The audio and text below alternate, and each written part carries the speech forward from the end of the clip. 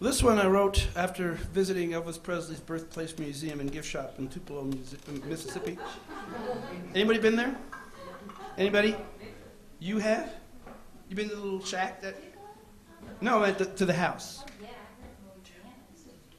Oh yeah, Louisiana to northern Mississippi is just. Well, you came all the way from Houston for this gig, so that shows you just how crazy you are. But I'm so happy that you're here. At least people come to see me in Houston. And I wasn't coming out there.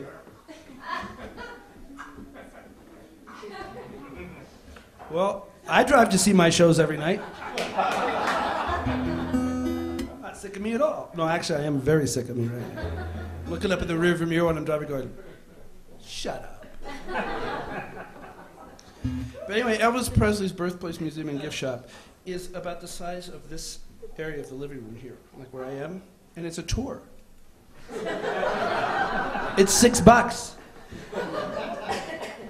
And I usually bring a little picture that I have with me, but I forgot it. Because people don't believe me, it's true. And you walk in, and there's this volunteer, a tour guide, with a big beehive hairdo, and she's sitting on a chair because there's no room.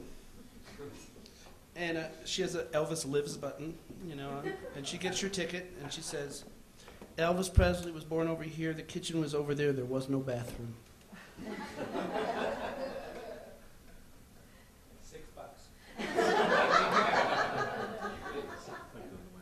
It was thrilling. And then she asked me a question which I learned to fear down south, which is, where are you from? I said, well, I live in Massachusetts, ma'am. And she, like, you know, had a seizure.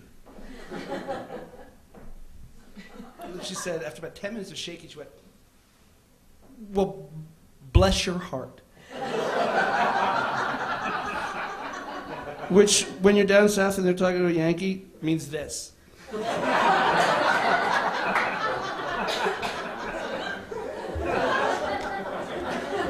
It's just too genteel to do that, but it is true. That's what it means. You know, as long as you finish with "bless your heart," you can say anything.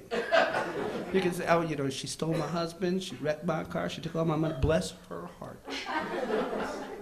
And I realized that because the next question she asked, she said, "Do you Yankees?" Immediately, I'm a Yankee. "Do you Yankees love Elvis the way we Southerners love Elvis?" I said, "We do, ma'am. However, we know that he's dead." Oh, she bless your heart! Bless your heart, bless your heart, bless your heart! And funny, I got my heart blessed all over the South. Everywhere I went. Oh, bless your heart. I'd be like, oh, you're from New York, huh? Don't you just love it down here?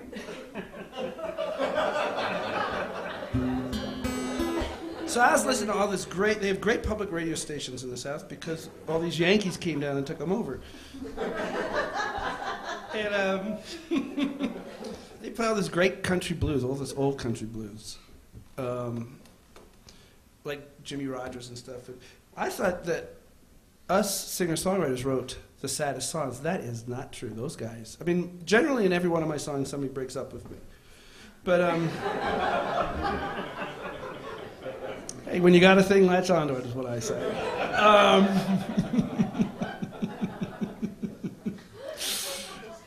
But there's like somebody breaks up with them, and you know, their mother's drunk, and the car's on fire, and their house is drunk, and the train's drunk, and their sister's drunk and on fire, and you know. So I decided to write a country song that was not only codependent but dysfunctional at the same time. And I got her. This is called "You Always Say You Love Me, Every Time You Break My Heart, Bless Your Heart."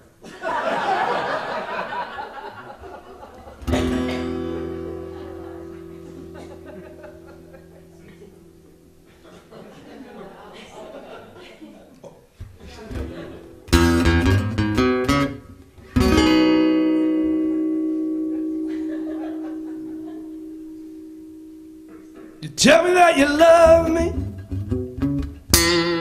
You tell me that it's true.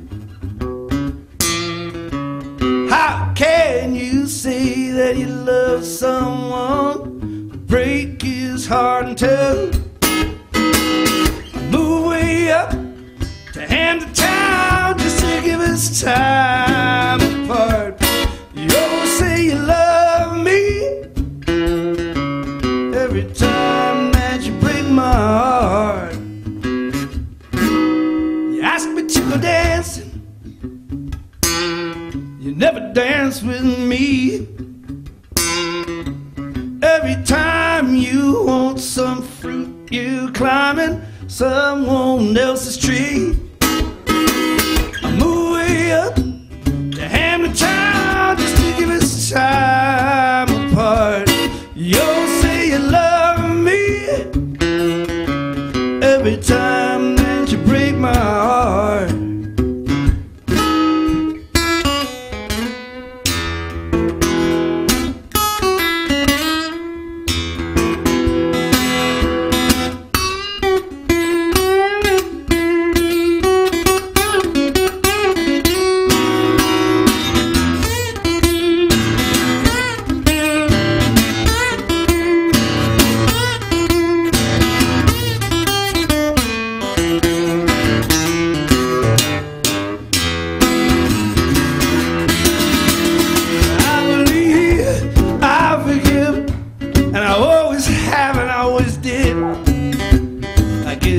You know you can count on me. I miss your eyes, I miss your kiss. Always dream and always wish. I hope someday you'll spend your life with me. I tell you that I love you, you always turn away. I would like to hear those words from you every single